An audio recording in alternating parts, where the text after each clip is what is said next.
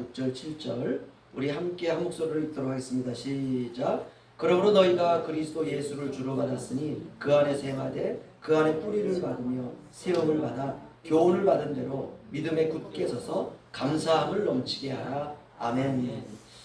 우리가 믿음에 굳게 서려고 할 때 믿음의 장애물이 있습니다. 그래서 그 믿음의 장애물 넘기라는 제목으로 우리 오늘 함께 은혜를 받기를 원합니다. 제가 이 설교를 시작하면서 이렇게 시작을 했습니다. 한 생명이 이 세상에 태어나 살아갈 때 반드시 필요한 과정이 있는데 성장과 성숙함과 완숙함이라고 하는 세 단계를 이르러 간다라고 말씀을 드렸습니다.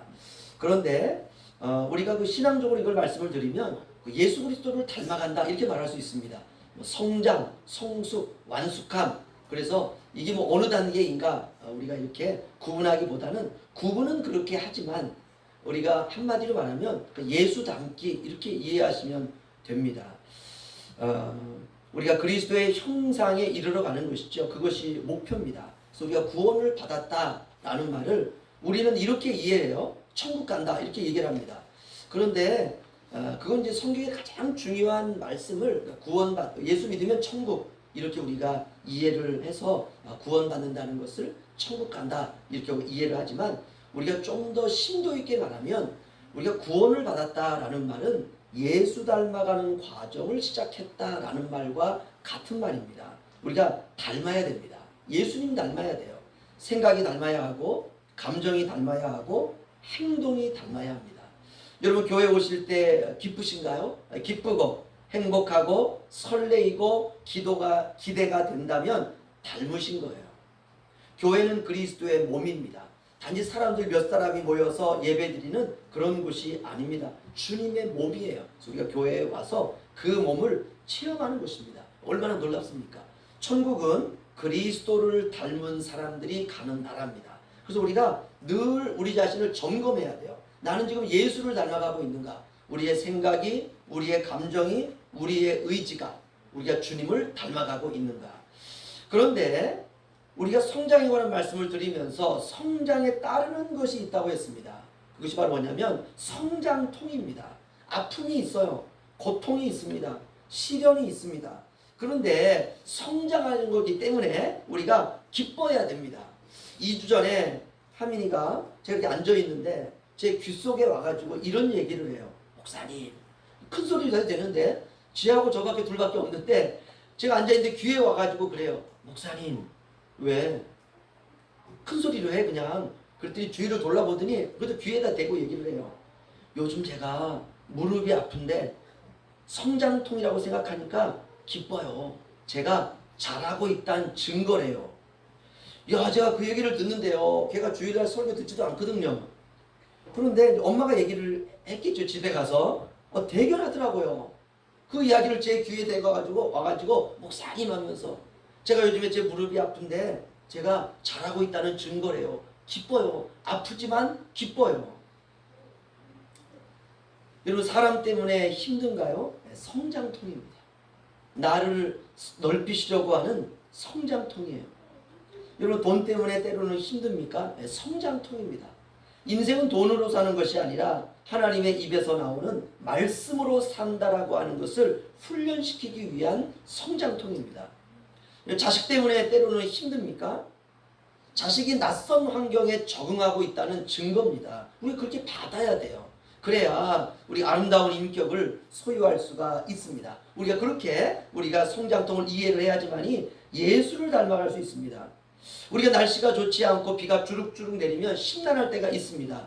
우리가 그런 날 교회에 오기, 예배 오기 딱 좋은 날이다 라고 하는 생각이 들으면 예수 닮기 생각입니다. 그게 이렇게 우리가 바뀌는 것입니다. 성장통은 우리를 다듬기 위한 하나님의 손길이고 예술가의 손길입니다. 걸작이 태어나기 위해서는 끌과 망치와 정이 필요합니다. 대리석 안에, 돌 안에 작품이 들어있어요. 그래서 그 작품을 만드는 그 조각가는 그 작품을 꺼내기 위해서 정과 끌과 망치를 가지고 작업을 하는 것입니다. 이것이 우리의 인생에 비유한다면 고난이죠. 제가 지난 시간 관심에 관한 말씀을 드렸습니다. 얼마나 우리에게 전달이 되었는지 궁금하기도 한데요. 지난 시간에 이렇게 말씀드렸습니다. 관심은 사랑이다. 관심의 시작은 사랑의 시작이다. 특별히 우리가 변화와 성장에 관심을 갖자라고 말씀을 드렸습니다. 나는 신앙적으로 변하고 있는가? 나는 신앙적으로 성장하고 있는가? 그렇다면 어떻게 하면 우리가 아름답게 성장할 수 있을까? 관심을 갖는 것입니다. 내 인생이잖아요. 그렇죠? 다른 사람의 인생도 아니고 나의 인생입니다. 내 몸뚱아리입니다. 내 생각이고 내 감정입니다. 그래서 나의 생각과 감정과 의지가 주님을 닮아가는 것으로 성장하고 변화되어져 가는 것에 관심을 갖는 것입니다. 관심을 갖지 않으면 변하지 않습니다. 그리고 퇴색하게 됩니다. 우리가 가만히 있으면 썩었고 시들고 낡아지게 됩니다. 변해야 됩니다. 우리가 성장에 관한 말씀이 이제 끝을 향해 가고 있습니다. 오늘은 우리의 신앙이 성장하기 위해서는 믿음의 장애물을 넘어가야 된다라고 하는 제목으로 함께 말씀을 나누기를 원합니다. 우리가 구원을 얻는 것은 하나님이 이 세상에 보내신 예수 그리스도를 믿음으로 시작합니다. 그렇다면 그 믿음은 누구의 것이냐? 외형상으로는 내가 믿는 것 같습니다. 누군가로부터 예수 그리스도에 관한 복음의 이야기를 듣고 야 내가 그 예수를 믿어야 되겠다 라고 결심하고 믿겠다고 시작하고 이제 교회에 나오게 되지 않습니까? 우리의 경험이에요. 내가 믿은 것 같아요. 그런데 성경을 보면 그 이야기가 틀렸다는 것을 알 수 있습니다. 빌립보서 1장 6절 말씀을 제가 읽어드리면요. 너희 안에 착한 일을 시작하신 이가 그리스도 예수의 날까지 이루실 줄을 우리는 확신하노라. 아멘. 저와 여러분 안에 선한 일을 시작하신 분이 있다는 것이에요. 그 일을 그리스도의 날까지 그분이 이루신다는 것입니다. 그러면 그 선한 일을 누가 시작하셨느냐? 하나님이 시작하셨다는 것입니다. 그렇다면 왜 우리 편에서는 시작을 하지 못하는가? 에베소서 2장 1절로 9절 말씀을 제가 읽어드리면 그는 허물과 죄로 죽었던 너희를 살리셨도다. 그때 너희는 그 가운데 행하여 이 세상 풍조를 따르고 공중의 권세 잡은 자를 따랐으니 곧 지금 불순종의 아들들 가운데 역사하는 영이라. 전에는 우리도 다 그 가운데서 우리의 육체의 욕심을 따라 지내며 육체와 마음에 원하는 것을 하여 다른 이들과 같이 본질상 진노의 자녀이었더니 긍휼이 풍성하신 하나님이 우리를 사랑하신 그 큰 사랑을 인하여 허물로 죽은 우리를 그리스도와 함께 살리셨고 너희는 은혜로 구원을 받은 것이라. 또 함께 일으키사 그리스도 예수 안에서 함께 하늘에 앉히시니 이는 그리스도 예수 안에서 우리에게 자비하심으로써 그 은혜의 지극히 풍성함을 오는 여러 세대에 나타내려 하심이라. 너희는 그 은혜에 의하여 믿음으로 말미암아 구원을 받았으니 이것은 너희에게서 난 것이 아니요 하나님의 선물이라. 행위에서 난 것이 아니니 이는 누구든지 자랑하지 못하게 함이라. 아멘. 왜 우리 편에서 이 구원을 시작할 수 없느냐? 오늘 바울은 우리가 죽어 있었다라고 말해요. 허물과 죄로 죽은 자였다는 것입니다. 여러분, 죽은 자는 스스로 할 수 있는 것이 아무것도 없습니다. 이 말은 우리가 하나님을 선택하고 믿을 수 없다는 것입니다. 경험상으로는 내가 선택하고 내가 믿은 것 같아요. 그러나 그렇지 않습니다. 성경은 하나님이 우리를 선택하고 우리 속에 선한 어떤 일을 하심으로 비로소 우리에게 믿음이 생기고 그 믿음을 통해서 우리가 구원에 이르렀다라고 말하고 있습니다. 이렇게밖에는 설명할 도리가 없습니다. 이걸 좀 더 우리가 자세하게 설명한다면 그냥 이렇게 설명할 수 있어요. 하나님이 나를 먼저 사랑했다. 하나님이 나를 먼저 아셨다. 하나님이 나를 먼저 살리셨다. 그리고 우리의 눈을 뜨게 하셔서 우리로 하여금 우리 안에 믿음을 주시고 그리고 그 믿음으로 주님을 믿게 한 것입니다. 그리고 입을 열어서 주님을 비로소 나의 주, 나의 하나님으로 고백하게 한 것입니다. 죽은 자는 아무것도 스스로 할 수가 없습니다. 일단은 살아나야 돼요. 마치 엄마가 아이를 잉태하고 낳고 키우고 아이의 귀에 어렸을 때부터 눈에 입에 엄마, 엄마, 아빠, 아빠라고 하는 이름을 수없이 반복합니다. 그러면 어느 날 이 아이가 엄마, 아빠 입이 띄어져요. 그 일이 일어난 것이에요. 부모가 먼저 아이를 안 것입니다. 하나님이 먼저 나를 아신 것입니다. 그런데 그 시점이 창세전에 세상이 창조되기도 전에 말씀을 인격으로 입으신 예수 그리스도 안에서 하나님이 우리를 하나님의 자녀로 미리 정하시고 작정하신 때가 되어서 우리로 하여금 육신의 부모에게 태어나게 하심으로 우리에게 믿음을 넣어주셔서 그 믿음으로 주님을 영접하도록 성령께서 역사하신 것입니다. 이 모든 것을 한마디로 우리가 은혜다 이렇게 말합니다. 믿음의 반응을 위해서 하나님이 우리를 먼저 살리셨고 믿음을 넣어주셨고 우리를 그 믿음의 고백을 통해서 구원하게 하셨다는 것입니다. 한마디로 우리가 한 일은 아무것도 없습니다. 믿음의 왕이신 예수님께서 믿음도 주셨고 그 믿음이 예수님을 주님으로 고백하게 하셨다는 것입니다. 그리고 그 믿음의 힘이 지금도 계속해서 저와 여러분을 하나님 나라로 이끌고 있습니다. 이렇게 우리가 변화와 성수로 가도록 하나님께서 역사하고 있습니다. 그 시작부터 끝까지 하나님이 시작하셨고 주님이 이 땅에 오시는 그날까지 주님께서 그 일을 종결하시겠다라고 우리에게 말씀하십니다. 그렇다면 이제 결론이 났습니다. 하나님의 구원을 그 누구도 끊거나 중단할 수 있는 존재는 이 세상에 아무도 없다는 것입니다. 모든 것이 은혜입니다. 요한복음 15장 16절은 그래서 이렇게 말씀합니다. 너희가 나를 택한 것이 아니요 내가 너희를 택하여 세웠나니 이는 너희로 가서 열매를 맺게 하고 또 그 열매가 항상 있게 하여 내 이름으로 아버지께 무엇을 구하든지 다 받게 하려 함이라. 아멘. 하나님이 우리를 택하여 세우셨다 이렇게 말씀합니다. 하나님이 우리를 선택하셨고 하나님께서 우리를 세우심으로 믿음의 결과인 구원의 열매를 맺게 하신 것입니다. 얼마나 감사합니까? 우리가 이제 이러한 진리를 믿음의 기초로 단단히 세우는 것입니다. 우리가 이 세상을 살아가면서 필요한 것은 누구로부터 나오느냐? 예수님으로부터 나옵니다. 그렇다면 이제 작은 믿음에서 큰 믿음으로, 약한 믿음에서 강한 믿음으로, 요동하는 믿음에서 굳센 믿음으로, 두려워 떠는 믿음에서 담대한 믿음으로 우리가 나아가는 것입니다. 그러면 이제 이렇게 믿음을 굳게 세우기 위해서는 어떻게 해야 되느냐? 두 가지 믿음을 방해하는 이 장애물, 허들을 뛰어넘어야 됩니다. 그렇다면 믿음이 자라가는데 방해가 되는 장애물은 어떤 것이 있을까? 첫 번째는 의심의 장애물을 뛰어넘어야 됩니다. 우리 마태복음 14장으로 한번 가겠습니다. 마태복음 14장 25절에서 33절입니다.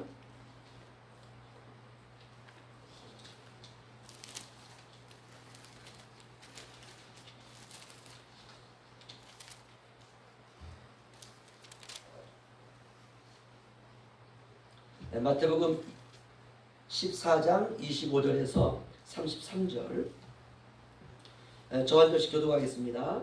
밤 사경에 예수께서 바다 위로 걸어서 제자들에게 오시니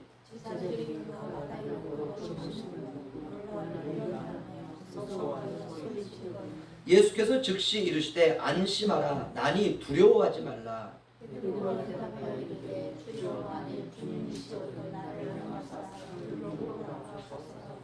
오라 하시니 베드로가 배에서 내려 물 위로 걸어서 예수께로 가되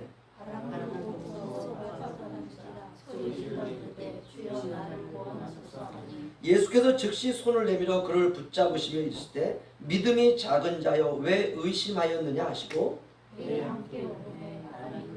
다 함께요. 배에 있는 사람들이 예수께 절하며 이르되 진실로 하나님의 아들이로소이다 하더라. 아멘. 믿음을 무력하게 만드는 것 중에 하나가 바로 의심입니다. 예수님이 제자들에게 안타까워하셨던 것이 바로 의심하고 믿는 것입니다. 믿기는 믿는데 의심하는 것이에요. 여기 보시면 밤 사경에 라고 하는 것은 가장 어두운 새벽입니다. 이게 정말 몇 시쯤 되었을까? 이게 이제 시간을 계산하게 되면 뭐 새벽 3시에서 새벽 6시 사이다 이렇게 말을 하고 있습니다. 그러나 가장 어두운 새벽이에요. 인생에 그런 새벽이 있지 않습니까? 동이 트기 전 가장 어둡습니다. 캄캄하죠. 오늘날은 뭐 가로등도 있고 여러 가지 불빛도 있어서 그렇지만 과거에는 아무런 빛도 없습니다. 그야말로 저녁이 되면 시륵입니다. 캄캄하죠. 그런데 그 캄캄한 바다 한가운데 불빛도 없는데 주님께서 바다 위를 걸어서 제자들에게 오고 계십니다. 그런데 흰 옷을 입었어요. 주님이라고 생각이 들지가 않습니다. 빛이 없으니까는요. 누군가 걸어오는데 이 하얀 옷을 입고 걸어오는 것이에요. 여러분 뭐라고 생각했을까요? 가장 먼저 떠오르는 건 귀신입니다. 그래서 제자들이 유령이다 이렇게 말했어요. 우리로 말하면 귀신이다 이런 것이죠. 얼마나 무섭겠습니까? 그 제자들이 본문을 보면 무서워서 소리 지르기 시작했다라고 말하고 있습니다. 그러자 주님께서 말씀하십니다. 안심하라. 나니 두려워하지 말라. 비로소 제자들이 주님이라는 걸 알게 됐습니다. 그러자 베드로가 말합니다. 만일 주님이시거든 나를 명하여 물 위로 오라 하소서. 대단하죠? 호기심일까요? 아니면 이거 객기인가요? 아니면 믿음인가요? 아니면 잘난 체 하는 건가요? 이런 상황에서 잘난 체 하기는 쉽지 않습니다. 그러자 주님이 오라 단 한마디 하세요. 그러자 베드로가 그 배에서 내려서 물 위로 걸어서 예수님께 가기 시작합니다. 제자들이 깜짝 놀랐어요. 물 위를 걸어가는 것이에요. 그런데 순간 바람이 불기 시작하자 베드로가 그 바람을 보고 무서워하기 시작하자 물에 빠져 들어가기 시작합니다. 그러자 베드로가 소리 지르면서 살려달라고, 도와달라고, 구원해달라고 소리를 지르기 시작합니다. 그러자 주님이 이렇게 말씀하십니다. 예수께서 즉시 손을 내밀어 그를 붙잡으시며 이르시되 믿음이 작은 자여 왜 의심하였느냐. 믿음이 작은 자여 왜 의심하였느냐. 주님이 그를 붙잡으시면서 의심하는 믿음을 안타까워하신 것입니다. 우리가 인생을 살아간다는 것은 바다 물 위를 걷는 것과 같습니다. 우리도 주님을 믿고 세상의 바다 물 위를 걷습니다. 그런데 어떻습니까? 온갖 바람이 불어와요. 뭐 물질의 바람, 사람의 바람, 뭐 환경의 바람, 뭐 자식의 바람, 건강의 바람, 여러 가지만 질병의 바람, 많은 바람이 불어오기 시작합니다. 그런데 그 중에 의심의 바람이 믿음을 강타하는 거예요. 여러분 믿음의 경계 1호가 뭐냐면 의심입니다. 아무리 대단한 말씀을 듣고 아무리 대단한 말씀을 깨달아 안다고 해도 우리가 그 말씀을 믿음으로 받지 않으면 그 말씀은 그냥 휴지 조각입니다. 그냥 휴지예요. 그 말씀은 우리의 삶에 역사할 수가 없습니다. 내 몸뚱아리 하나 움직이지 못하는 말씀은 그냥 휴지에 적힌 글자에 불과하다 생각하시면 됩니다. 여러분 꼭 기억하세요.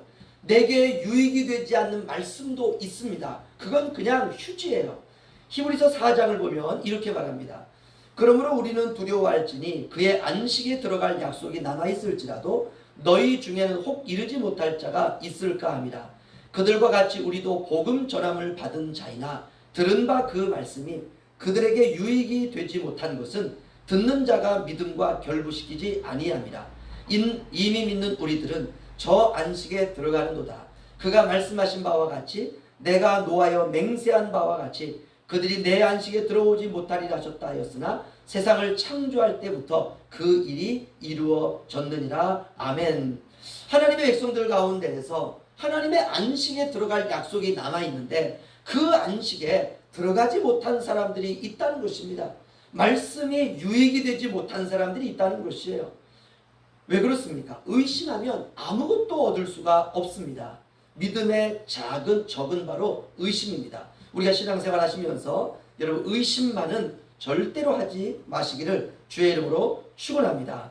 아무리 어처구니 없는 일이 우리 가운데 일어난다 할지라도 이미 우리는 하나님의 자녀라고 하는 것을 의심하지 마시고 우리가 회개하고 다시 돌이키면 우리가 거룩을 향한 순결한 인생이 시작되리라 믿습니다. 모든 것을 다 아시고 구원하신 은혜를 절대로 의심하면 안 됩니다.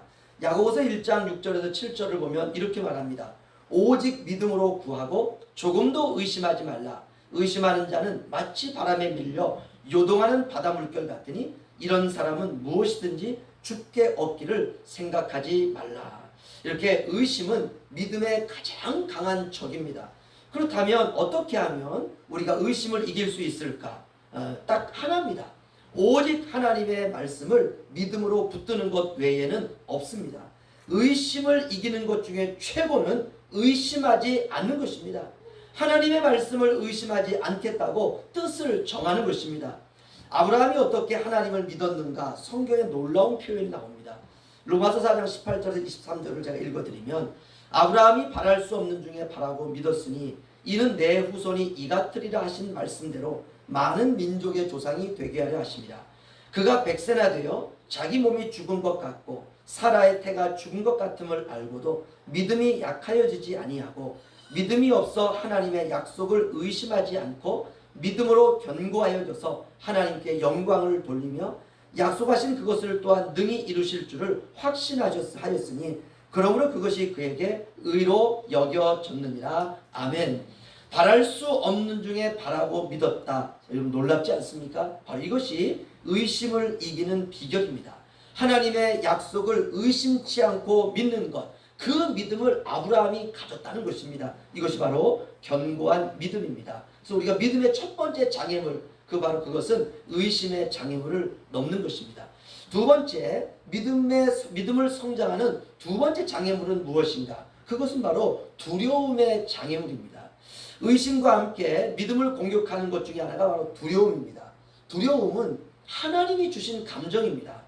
고민해서 정리해야 되는 감정. 다시 말하면 어떤 상황이 왔을 때 우리가 때로는 두려움을 느낍니다. 이것은 바로 뭐냐면 하나님께서 우리에게 잘 정리하라는 사인입니다.